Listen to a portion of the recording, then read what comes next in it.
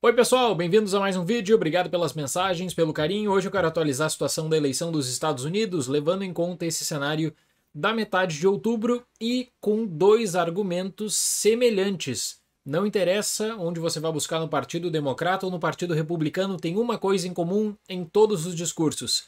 As pesquisas não estão dando conta do que está acontecendo. O Partido Democrata vai usar uma justificativa, o Partido Republicano vai usar outra. Eu quero explicar sobre isso, mas antes falar que esse é o cenário. Os democratas têm 226 votos no colégio eleitoral garantidos, os republicanos têm 219 e nós temos aqui 7 estados em aberto.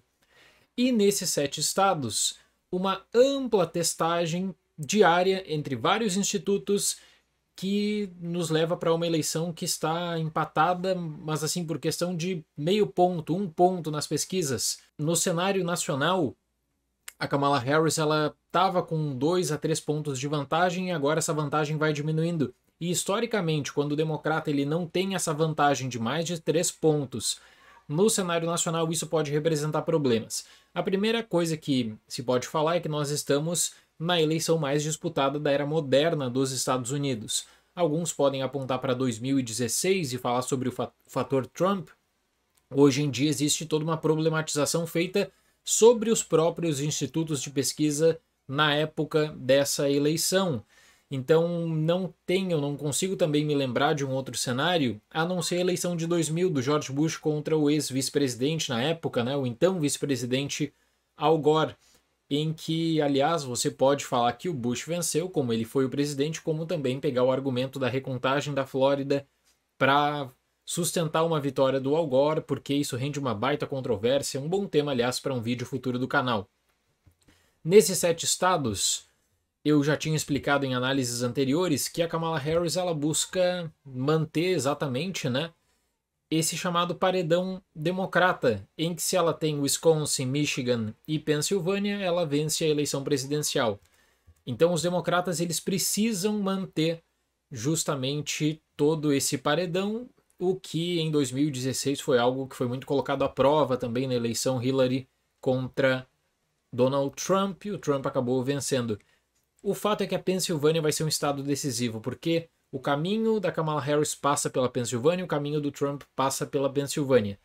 É possível que o vencedor da Pensilvânia não vença a eleição presidencial? Eu diria que é possível, mas é muito difícil por todo o cenário que nós temos também, até porque são 19 votos no colégio eleitoral. Uma coisa é de você ter a Pensilvânia com 19, outra coisa é colocar Nevada como um estado que pode definir tudo.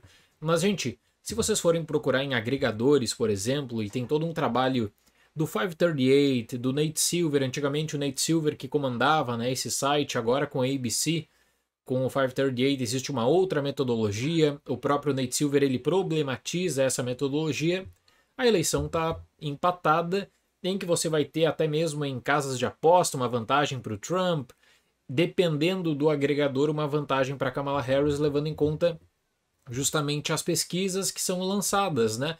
E aí você vai ter as pesquisas no cenário nacional que elas podem justamente dar uma vantagem, né, na metodologia para os democratas ou para os republicanos, e isso acaba sendo também muito importante para toda essa análise, especialmente para quem trabalha com esses agregadores.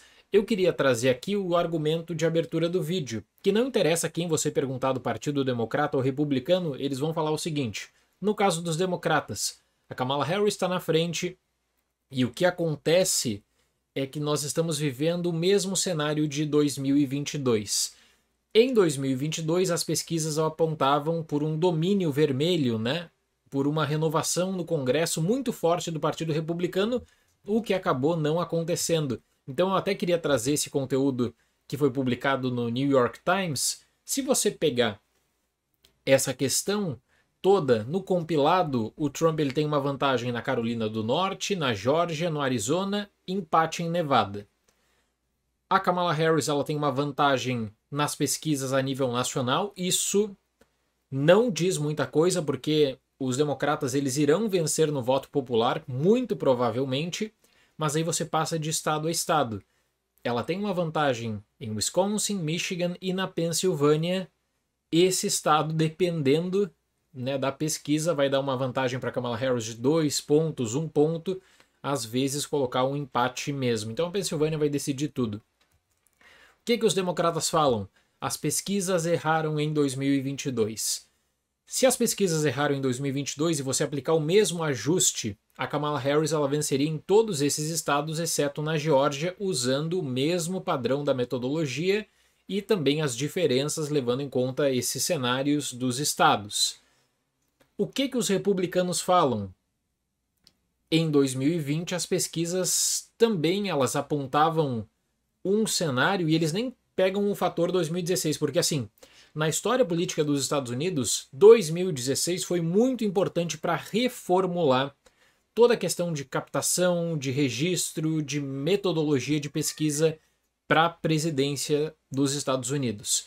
Em 2020, apontava-se uma vantagem em um determinado momento muito grande para o Joe Biden, que no cenário da corrida presidencial foi diminuída pelo Trump e isso rendeu todas aquelas controvérsias que nós conhecemos do Trump não reconhecer o resultado final da eleição. Então, se acontecer como foi em 2020, se as pesquisas errarem como elas erraram em 2020, a vantagem do Trump ela seria uma vantagem muito considerável. Primeiro, a nível nacional ele venceria e não só isso, se as pesquisas em 2024 estiverem erradas ao nível 2020 da última eleição presidencial, o Trump ele venceria em todos esses 7 estados. Então seria uma eleição histórica, uma grande vitória do ex-presidente Trump, né, nessa busca pelo Trump de mais uma vez retornar à Casa Branca.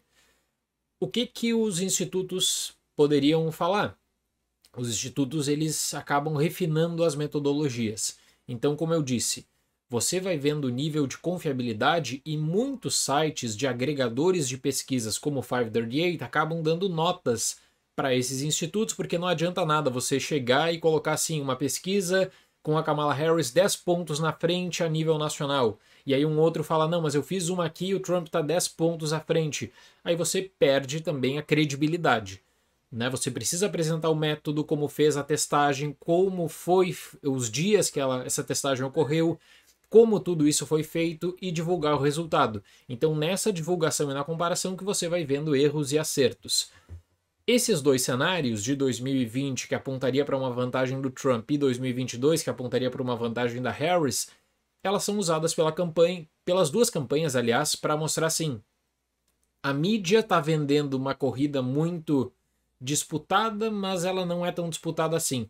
O ex-presidente Trump, nos seus comícios, ele fala muito que ele está na frente, ele traz aquele argumento, né, de que os comícios dele estão cheios, de que os comícios da Kamala Harris não estão tão cheios assim, de que a campanha dele é aquela campanha orgânica e a da Kamala Harris é muito mais voltada para mídias sociais. Por outro lado, a Kamala Harris fala, existe a administração Biden, ela se coloca num primeiro momento como essa novidade que poderia trazer renovações, mas também com a coisa de que você não vai ter uma mudança estrutural como seria uma transição Biden-Trump. Quando convém, eu estou falando isso no canal, a Kamala Harris ela adota realmente o uso do termo vice-presidente. Ela é vice-presidente dos Estados Unidos atualmente. O que dá para falar sobre pesquisas no mais e além disso, que essas testagens diárias elas acabam dando pauta aí para as próprias campanhas. As duas campanhas elas têm as suas próprias testagens também com parceiras, muitas vezes os dados eles não são liberados para o público, mas nesses 7 estados dá para notar que os comícios eles estão cada vez mais ganhando importância e um discurso muito forte da Kamala Harris com o apoio do Obama que não pode deixar o Trump voltar e por outro lado o Trump falando, se você não votou em 2020, você tem a obrigação de votar agora em 2024, porque essa é a eleição mais importante da história dos Estados Unidos.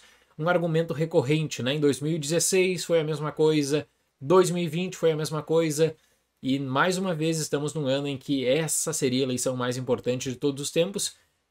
Pelo visto, né, desde 2000 não existe uma tão disputada como essa de 2024 e eu vou continuar com atualizações aqui no canal. Tá bom, pessoal? Obrigado pela visita, obrigado pelo carinho de todos. Tchau, tchau. Valeu!